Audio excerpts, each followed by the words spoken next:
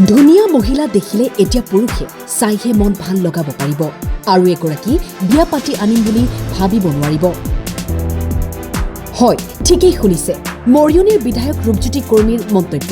সাজি কাচি ধুনীয়াকৈ থকা মহিলাসকলৰ প্ৰেমত যদি কোনোবা পৰে তেন্তে সাৱধান। পুৰুষে এতিয়া কেৱল লাগি চাবহে পাৰিব।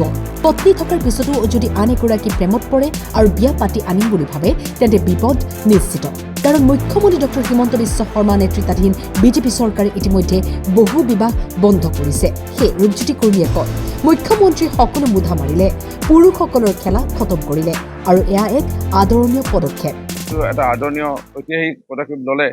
আজি মহিলাসকল স্বাভাৱিক পুৰুষসকলৰ পৰা অকণমান হ'লেও তেওঁলোকে ভয়ত থাকে আৰু ভয়ত থাকি পেলাই নিজকে বেছিকৈ সাজি কাচি থাকিব বিচাৰে আৰু মানে বেছিকৈ সাজি কাচি আৰু তাত খৰচাও বেছি হৈ যায়। আৰু তেনে আমাৰ পুৰুষে যদি আমি সাজি কাচি হৈ নাথাকোঁ, দেখিবলৈ ধুনীয়া হৈ নাথাকোঁ, বেলেগ আকৌ মহিলাক যদি চকু দিয়ে আমাৰ কি হ'ব? কিন্তু সেইটো বন্ধ কৰি দিলে, মানে খেল খতম কৰি দিলে হিমন্ত বিশ্ব শৰ্মা ডাঙৰীয়াই। পুৰুষসকলৰ মুদা মৰিলে বুলি ক'ব পাৰি বা খেল খতম আৰু এতিয়া বেলেগ আৰু মহিলাক চাব নোৱাৰে। চাব পাৰিব এনেই আৰু লাগি চাব পাৰিব, কিন্তু বিয়াটো পাতিব নোৱাৰিব। বহু বিবাহক লৈ কঠোৰ হৈছে মুখ্যমন্ত্ৰী।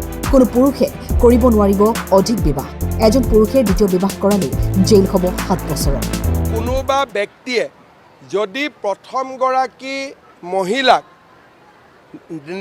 ন্যায়ালয়ৰ জৰিয়তে বিবাহ বিচ্ছেদ নকৰাকৈ যদি দ্বিতীয় বিবাহ কৰে, তেওঁৰ 7 বছৰ বা ততোধিক সময় তেওঁ কাৰাদণ্ড ভুগিব লাগিব।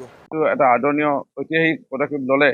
আজি মহিলাসকল স্বাভাৱিক পুৰুষসকলৰ পৰা অকণমান হ'লেও তেওঁলোকে ভয়ত থাকে আৰু ভয়ত থাকি পেলাই নিজকে বেছিকৈ সাজি কাচি থাকিব বিচাৰে আৰু মানে বেছিকৈ সাজি কাচি আৰু তাত খৰচাও বেছি হৈ যায়। আৰু তেনে আমাৰ পুৰুষে যদি আমি সাজি কাচি হৈ নাথাকোঁ, দেখিবলৈ ধুনীয়া হৈ নাথাকোঁ, বেলেগ আকৌ মহিলাক যদি চকু দিয়ে আমাৰ কি হ'ব? কিন্তু সেইটো বন্ধ কৰি দিলে, মানে খেল খতম কৰি দিলে হিমন্ত বিশ্ব শৰ্মা ডাঙৰীয়াই। পুৰুষসকলৰ মুদা মৰিলে বুলি ক'ব পাৰি বা খেল খতম আৰু এতিয়া বেলেগ আৰু মহিলাক চাব নোৱাৰে। চাব পাৰিব এনেই আৰু লাগি চাব পাৰিব, কিন্তু বিয়াটো পাতিব নোৱাৰিব।